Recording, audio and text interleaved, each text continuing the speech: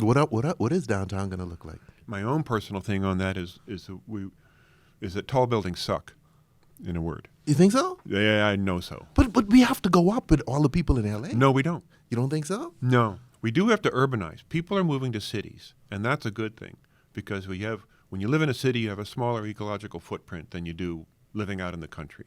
I got a lot of friends who built their own straw bale house out in the country on an acre, and that's a very non-green lifestyle. Why You're driving all the time, and you're. Oh, you mean like driving back and forth? Well, and you also you built your house when what used to be open country and belonged to all the creatures, and they were having a good time, and then you came along and crammed in your dirt road with a bulldozer and built your house, and now it's your place. And shit, I know. He just blew my mind with that because I was thinking that dude's really green.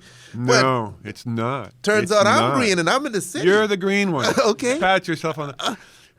But also, from everything I've read, it's better for women and children. The key to fixing the climate is taking care of women and children, giving women rights and education, giving girls education.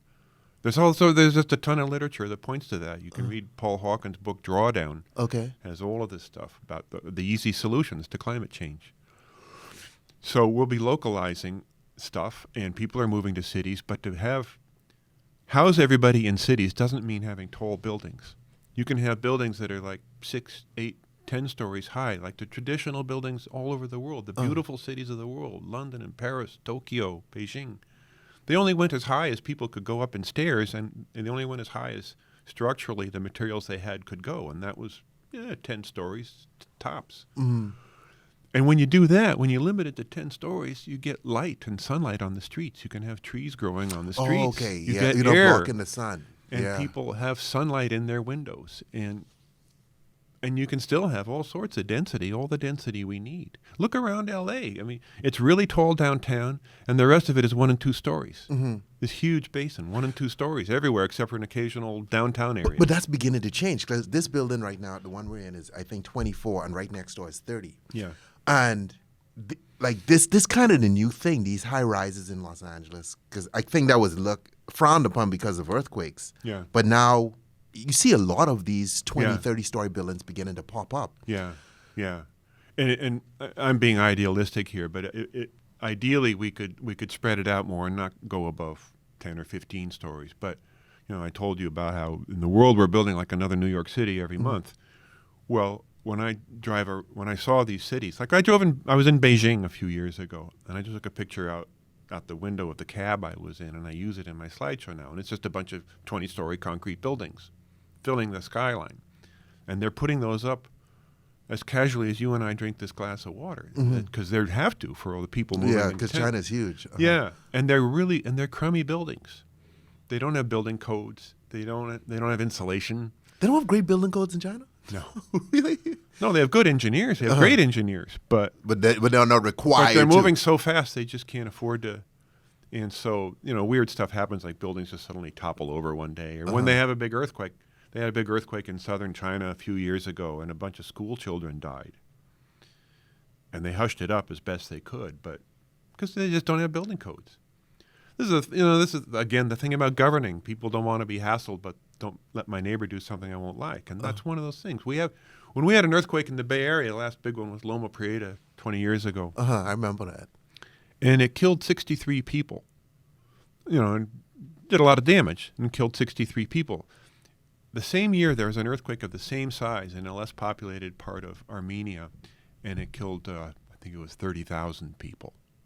And the difference is building codes. Because we regulate ourselves, because we let ourselves be governed, because it's in our best interest, we do this. And China's not doing that. They're just, I'm sure they would say, we can't do that. We can't do that.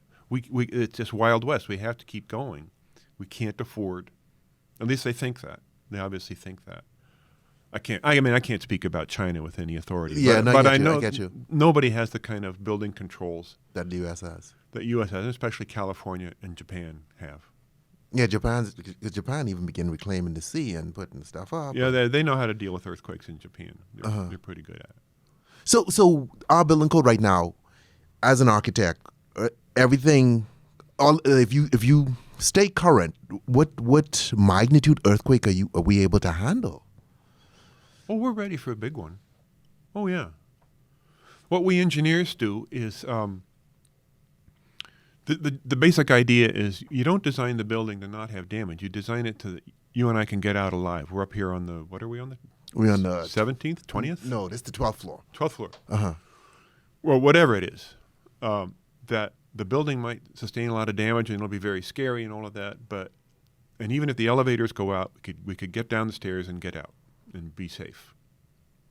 That's the fundamental thing that we don't mess with. And if it's a hospital, we even have an even higher standard. If it's a police station, fire station, we give extra care. But the windows will break, and a lot of things will break. But you know, we've learned a lot, and we're a lot better at dealing with earthquakes. So we're in good shape.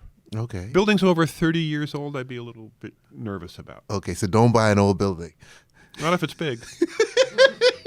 Okay. Oh man, I'm going to hear from some lawyers about that. No, because I have a friend that just bought a mansion like up in the Hollywood Hills that was built in like 1930. I hope you listening to this podcast. Okay. Probably by now it's been worked on and retrofitted a bit. I've done 1 million of those around the Bay Area. An old house, a beautiful old home, and they want to preserve it. And they hire me, and I go in there and snoop around and measure everything. Say, and try to be as unintrusive as I can, but say, we're going to have to lose this window here and put plywood on the wall and cover it back up. And there's all sorts of work like that in every city in California, and I do a lot of it. But you're not required to do it for an old building. You're not required to. But you'd be pretty stupid to be living in a 30s Hollywood Hills mansion that's worth $10 million. I don't know what it's worth. Mm-hmm. I think his was like $4. And just be exposed to the earthquake in one 10-minute period. Your whole thing is trash. Okay. Well, my home needs to have been built in 2020. Okay. I can't go back.